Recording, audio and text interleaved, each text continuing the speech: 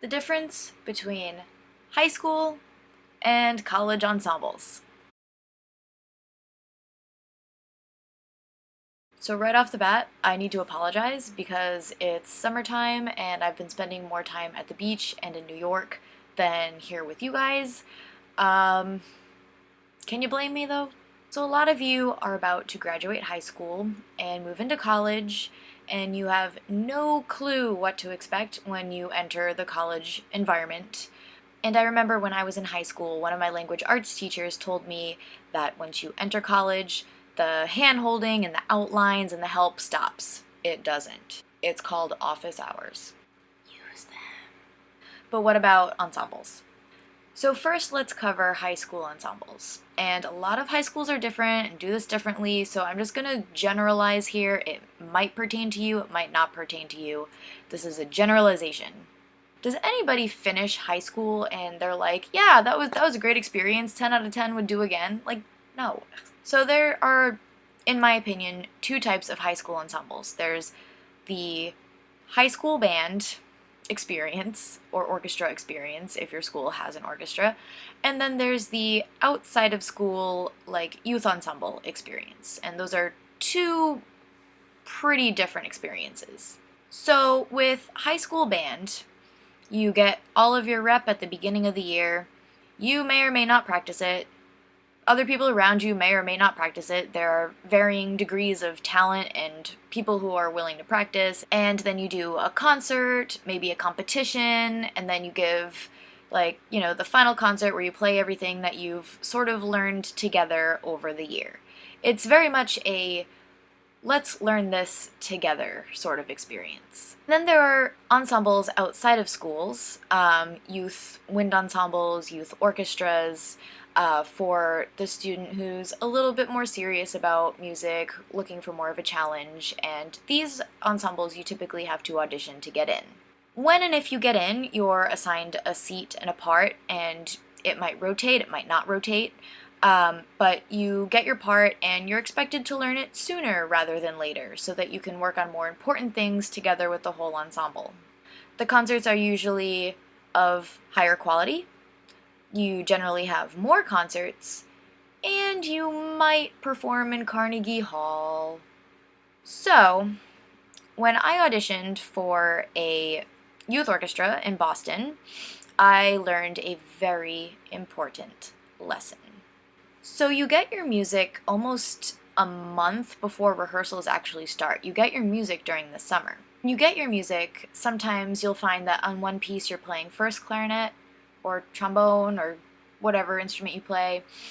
On another piece, you'll be playing the second part, and on one more piece, you might have a bass clarinet or E-flat part, so that you get experience playing the auxiliary instruments. So because you get the music so far in advance, you're expected to come to the first rehearsal with your parts already learned. And because you've already learned your part, you've already listened to the piece, then when you get to rehearsal, you already know what the piece is supposed to sound like, you've practiced it to get it pretty close to performance tempo, and you work on the piece as a whole. Everyone's already learned the piece, so you get to work on it as a whole orchestra instead of learning the piece together and having there be mistakes and maybe not at performance tempo. The first rehearsal already sounds pretty darn good. And when you learn your music ahead of time, and when everybody else around you knows their music ahead of time, that results in a very high level of performance. So as an example, say a high school band is going to perform Stars and Stripes Forever by John Philip Sousa. I'm sure you know it. Da da da da da da da da da dum.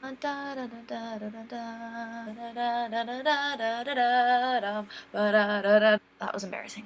Because this is a clarinet channel, let's just say all the clarinet players get their music, Stars and Stripes Forever, you play through it as a band, it sucks, there's a slew of wrong notes, the dynamics, you're lucky if you get anything other than forte, high notes might be out of tune, people who can't articulate as fast, like the articulation doesn't match at all, it can get muddy, people aren't playing together, which also results in muddiness. So in this scenario, you learn it, you take baby steps, The concert comes, it might not be at quarter note equals 120 because that's the performance tempo it's supposed to be at. It might be a little slower. There might still be a pretty large amount of wrong notes from the people who didn't practice, but they still have to take band as a requirement. Intonation will generally always be an issue. Again, this is not every high school. This is just essentially it's my high school experience, but like, so I'm generalizing because that's the only experience that I know. So let's take the same piece and assign it to a youth ensemble, where the one where you have to audition to get in. Everyone learns their part. You learn it at performance tempo, you work with a tuner to make sure your high notes are in tune, you work on articulation, you practice the crap out of it. You get to the first rehearsal, and bam. Like, it already sounds really good. It's you read through it as an ensemble, and everyone's practiced, it's up to tempo, there aren't a whole lot of wrong notes, articulation might not match up, but it's the first rehearsal, there's so much to work on.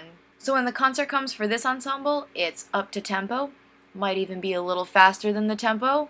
Everybody's like totally in the zone. It's like pretty damn close to being a perfect performance. And I hate the word perfect performance because no performance is perfect. There's always something that happens, but you get pretty darn close. And that's what college ensembles are like. Learning your music ahead of time is expected. Knowing which instruments have solos is expected. Being able to automatically balance and adjust your intonation and dynamics, expected. Playing all the right notes, expected. So how do you even prepare for that? Aside from like practicing your part with a metronome and a tuner. Practicing your part is the obvious thing, but what else can you do to ensure that you get to your first rehearsal prepared? If you're at a music school that has a listening library, chances are they have a few recordings of the piece. Listen to multiple recordings because some conductors will take a piece super fast, some will do a tempo change differently, some will interpret a piece completely different from, another recording. So it's good to have a wide variety of recordings that you're listening to. And I would take my part, and I would go to the listening library and sit there and mark in things that I needed to mark in, like, oh, hey, there's a ritardando happening here. I should probably mark, like, some little eyeglasses in to remember to look up at this part in the first rehearsal, even though you pretty much know it might be a train wreck in the first rehearsal, but at least you know that it's coming up. You can also take your part and go to YouTube and find multiple recordings of a piece on YouTube played by multiple orchestras and multiple conductors that are really high quality, like Vienna Phil, New York Phil, Boston Symphony. You could just like take your part and go outside or find a quiet area and hook up Spotify and listen to the piece on there. Like, we have all of these resources now. It's 2017, YouTube is a thing, Spotify is a thing, listening libraries are a thing, record players still exist, that's cool. Use the resources that you have to listen to the piece with your part so that you know what's expected. Another way to do it, after you've learned your part and you know what your part sounds like in relation to everything else, you want to listen to the piece without your part. And you can do this while cleaning your room, you can do it while washing dishes, or honestly, you could just sit and listen. By not concentrating on your individual part, you can see how it fits in with the rest of the music. You can hear how the harmonies and the melodies are unfurling. You get a better sense of the piece as a whole. Something that's a little above and beyond if you want to do this. It's actually really fun, despite how dorky it seems. Get some friends, get some chips, get some scores, and have a score reading party. So one time, I don't know if you know what solfege is, but it's when you assign syllables to pitches. So like do, re, mi, fa, sol, la, si, do. Those are all solfege syllables that correspond with notes. Like a do is always going to be a C, and a re is always going to be a D. That's fixed do. That's what I learned. There's also movable do, and might do a solfege video, but I really don't want to. One time in college when I was preparing to play Mahler's First Symphony for the 85th time ever, I got a bunch of friends together and we got scores and we got snacks and we got a recording and we solfeged our individual parts like the dorks we were. The more repertoire you study and know like the back of your hand, the better a musician you'll be. That's just how it works. You'll get better at listening and internalizing music. It'll become automatic. Your ability to adjust dynamics, balance, intonation, learning the notes just becomes automatic. And the more in depth you go with a piece, just the more prepared you'll feel, and you'll sort of become one with a piece of music, which is really awesome when that happens. You might not even have to count rests because you know when you come in, because you know what it sounds like when you come in. But like, also still count rests. The key to playing in a college ensemble is preparation, 100%. And the conductor will know that you prepared, which will benefit you later in the ensemble world, because they're like, oh, that guy or girl, that person prepared their part. I'm going to give them first next time because they're on top of their stuff. So now I'm going to tell you a story of a time when I was probably the least prepared I've ever been in my whole life. And this was the moment where I decided that I was going to practice everything as soon as I got it, and to like avoid this happening ever again in my whole life. Okay. I was assigned bass clarinet, which I was not very good at. I had about a year experience playing bass clarinet, and I wasn't like super confident in it yet. So I get the bass clarinet part, and the piece that we're playing is called Till Eulenspiegel, and it's written by Strauss, and I'll link it below because it's a super fun piece about this like little prankster guy, and he plays all these little pranks on people and then gets decapitated at the end. But that, you know, that's another story for another time. But I get this piece of music and I'm like, oh, Till Eulenspiegel. It's bass clarinet part. Doesn't look too hard. Usually bass clarinet doesn't have a solo, so I'm just gonna take it to rehearsal and wing it, basically. It's bass clarinet. No one really cares. I didn't listen to the piece. I didn't practice the piece. I threw it in my bag and I was gonna sight read it at the first rehearsal. I did not know that Till Eulenspiegel has a giant, hard, fast, technically difficult bass clarinet solo after 32 measures of rest. Because I didn't know this, I didn't count the 32 measures of rest because I thought everyone's gonna come in, it's gonna be mezzo forte, I'll totally know when to come in, it's Strauss, it's predictable.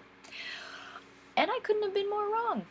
So I'm sitting there with my bass clarinet, I'm like looking around, looking at the music, and I'm like, oh, it's probably been about like 20 measures, like maybe I'll like get ready to like, maybe I'll just like start looking ready to play, you know, and like I'm counting where I think it is, but like also not, like, because like once you lose count, it's just kind of like, well, this may or may not be where we are. But I'm starting to hear the orchestra get quieter and quieter and quieter, and I was like, oh no, is this a thing? This can't be, this isn't a solo, this can't be. The conductor looks at me, gives me a huge cue, and I come out with this little wimpy sound, and like I kind of like sort of play it, but like not really, like no one could really hear it, and then I like kind of like stopped after a couple measures because it sounded awful, and he like cut everything off, stopped the whole ensemble, and called me out for not being prepared, called me out for being like, this is a huge bass clarinet solo, how do you not know this? Didn't you listen to the piece? Didn't you prepare? And so called me out. So not only did I play like crap, but like I also got called out in front of a whole orchestra, which clarinets are in the back, and if you've ever had the experience of having an entire sea of string instruments, like 50 people, like turn around and look at you, it sucks. So I was a little bit scarred after that, and so now I prepare and over-prepare for every piece that I've ever had to play, ever. And honestly, I'm glad that that happened, because if I hadn't been called out, I would have, like, learned that at a much later date, and it would have been way more embarrassing and humiliating and terrible. So that's pretty much all I've got. Let me know in the comments what your experience has been, things that you're worried about, things you want me to talk about. I'm happy to do all of that. I do apologize again for not uploading as much as I have been. I like kind of go through phases. Like every video my hair's a little bit longer, you know? Like so much time sometimes goes by between videos, but thank you for subscribing, thank you for watching, thank you for liking my videos and like being engaging in like the comment section, because that's what I'm trying to do here, trying to get all of you people out there to meet all the other people out there and we come together in this little clarinet bubble. It's lovely. Something that I'm going to start doing is the pieces that I mention in my videos, I'm going to start linking them below so that if you don't know a piece that I mention, you can listen to it. Or maybe you forgot about a piece and you're like, oh yeah, that piece is awesome, I want to listen to it right now. So I'll link all of those in the description so you can learn a new piece today, or maybe listen to Stars and Stripes Forever because you haven't heard it enough in your life. One of these days, I'm gonna upload a video that's just gonna be a massive, epic list of clarinet music, and I'll probably figure out how to do some sort of document to like send you a link to, or because it's a lot to put in a description, like every single piece of music that involves clarinet that I like. But I'll do like epic lists of repertoire for you so that you can get to know like lesser known pieces or chamber pieces or orchestral pieces that you may not have heard or played before but are awesome. Yeah, that's all I've got. So share with me your experiences below. Maybe somebody else has a different experience, so make sure you read through the comments. Also, like, please comment, like, don't be afraid. No one here is gonna like bite you, I don't think. So until my next video, you know what to do. Go practice.